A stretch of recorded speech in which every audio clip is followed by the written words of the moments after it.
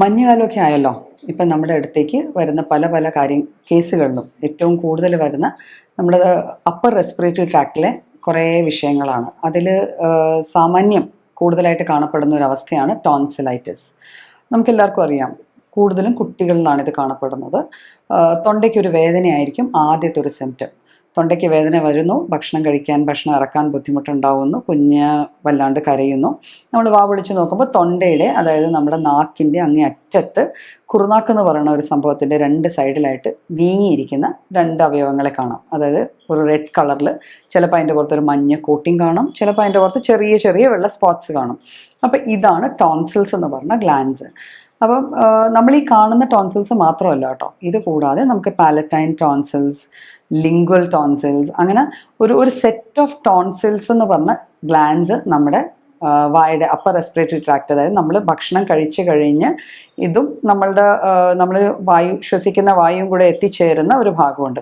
ആ ഭാഗത്തിന് ചുറ്റുമായിട്ട് കാണപ്പെടുന്ന ഒരു തരം നമ്മുടെ പ്രതിരോധത്തിൻ്റെ ഒരു സിസ്റ്റം ഉണ്ടല്ലോ, നമ്മുടെ ഒരു ലിംഫാറ്റിക് സിസ്റ്റം എന്ന് പറഞ്ഞ് നമ്മുടെ ബോഡിയുടെ പ്രതിരോധ ശേഷി കാത്തു സൂക്ഷിക്കുന്ന ഈ ഒരു സിസ്റ്റത്തിലെ ഇമ്പോർട്ടൻ്റ് ആയിട്ടുള്ള കുറച്ച് ഓർഗൻസ് ആണ് ഈ ടോൺസിൽസ് എന്ന് പറയുന്നത്. ടോൺസിൽസിൻ്റെ ജോലി എന്താണ്? ആക്ച്വലി നമ്മൾ ഭക്ഷണം പുറത്തുനിന്ന് എടുക്കുന്ന സാധനമാണ്, വായു പുറത്തുനിന്ന് എടുക്കുന്ന സാധനമാണ്. അപ്പോൾ ഇവയിലൂടെ നമ്മുടെ ബോഡിയുടെ ഉള്ളിലേക്ക് വന്നു ചേരാവുന്ന ഇൻഫെക്ഷ്യസ് ഏജൻസ്, മൈക്രോബ്സ്, ഇവയൊക്കെ തടഞ്ഞു നിർത്തി അവിടെ നിന്ന് തന്നെ തടഞ്ഞു നിർത്താനുള്ള ജോലിയാണ് നമ്മുടെ ടോൺസിൽസിനുള്ളത്. അപ്പോൾ ടോൺസിലൈറ്റിസ് വരുമ്പോൾ സ്വാഭാവികമായിട്ട് ഒന്നെങ്കിൽ നമുക്കൊരു ഇൻഫെക്റ്റീവ് ഏജൻറ്റ് നമ്മുടെ ഉള്ളിലേക്ക് കടക്കാൻ ശ്രമിച്ചിട്ടുണ്ട്, അല്ലെങ്കിൽ അങ്ങനത്തെ കണ്ടീഷൻസിൽ വന്ന് നമുക്ക് ഇൻഫെക്ഷൻ വരാനുള്ള സാധ്യതകൾ വന്നിട്ടുണ്ട്. അപ്പോൾ അങ്ങനെയുള്ള സാധ്യതകൾ വരുമ്പോഴാണ് പലപ്പോഴും ടോൺസിൽസ് കയറി വിങ്ങുകയോ വീർത്ത് വരികയോ ഇൻഫ്ലമേഷൻ അല്ലെങ്കിൽ ഇൻഫ്ലെയിംഡ് ആവുക എന്ന് പറയുക. അതിനൊരു ചുവപ്പ് നിറം, ചിലപ്പോൾ ഒരു ചൂട് കാണും. കഴുത്തിന് ചുറ്റുമുള്ള ഗ്രന്ഥികൾ, നമ്മുടെ തൊണ്ടയിലുള്ള വേറെ ഗ്രന്ഥികൾ നമുക്ക് ഫീൽ ചെയ്യാൻ പറ്റും. നമ്മൾ തൊട്ട് നോക്കുമ്പോൾ കടലകൾ പൊങ്ങി എന്നാണ് പഴയ ആൾക്കാർ പറയുക. അപ്പോൾ അങ്ങനത്തെ അവസ്ഥകളുണ്ടാവും. കൊച്ചുകുട്ടികളിലാകുമ്പോൾ ടോൺസിലൈറ്റിസ് വരുമ്പോൾ മിക്കപ്പോഴും അത് പനിയോട് കൂടിയായിരിക്കും വരിക, ഒരു ടെമ്പറേച്ചർ റൈസും കാണും. അപ്പം ടോൺസിൽസിൻ്റെ ജോലി ഞാൻ പറഞ്ഞല്ലോ. ടോൺസിൽസ് യൂഷ്വലി ചെയ്യുന്നത് നമ്മളുടെ പുറത്തുനിന്ന് വരുന്ന എയറിനെയും ഫുഡിൽ നിന്നും ഉണ്ടാകുന്ന മൈക്രോബ്സിനെ ഫിൽട്ടർ ഔട്ട് ചെയ്യാൻ നിൽക്കുന്ന സാധനങ്ങളാണ്. അപ്പോൾ ഇവ വീങ്ങുമ്പോൾ അതിൽ നിന്ന് നമുക്ക് അറിയാം, അത് അങ്ങനെ വീങ്ങി നിൽക്കുന്ന സമയത്ത് ഇതുകൊണ്ട് എന്തൊക്കെ അസ്വസ്ഥതകൾ ഉണ്ടാവാം. നമുക്ക് തൊണ്ടവേദനയാണ് ആദ്യത്തെ അസ്വസ്ഥത. ആർക്കായാലും ആദ്യം വരുന്ന തൊണ്ടയ്ക്ക് ഒരു ഇറിറ്റേഷൻ, ഒരു കിരികിരിപ്പ് തോന്നുക, സംസാരിക്കുമ്പോൾ ശബ്ദത്തിനൊരു പതർച്ച തോന്നുക, ഒരു സൗണ്ടിൽ ഒരു ഹോസ്നെസ് വരിക.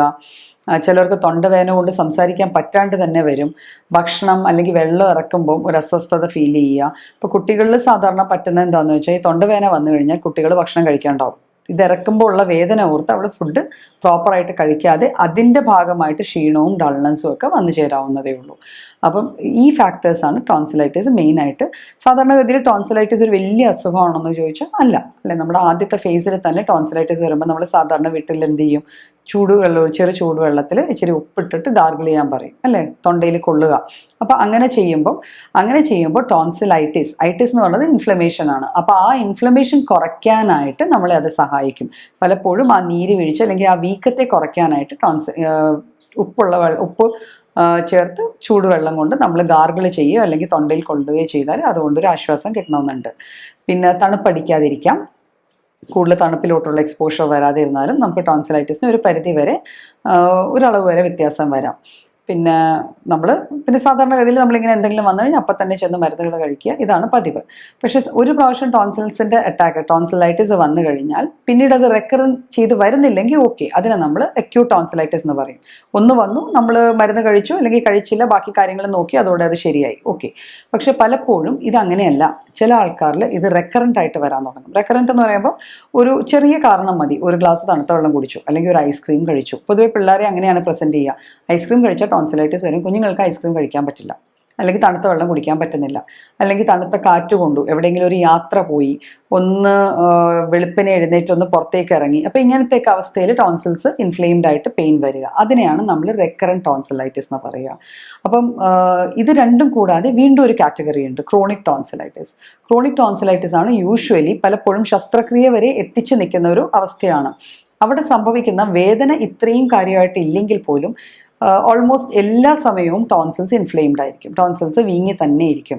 അവരുടെ പുറത്ത് ചിലപ്പം ചെറിയ ചെറിയ പഴുപ്പ് തുള്ളികൾ പോലെ ഒരു മഞ്ഞ നിറത്തിൽ ചെറിയ ചെറിയ തുള്ളികൾ, സെപ്പറേറ്റീവ് ടോൺസിൽസ് എന്ന് പറയുമ്പം ആ അവസ്ഥയിൽ വരാം.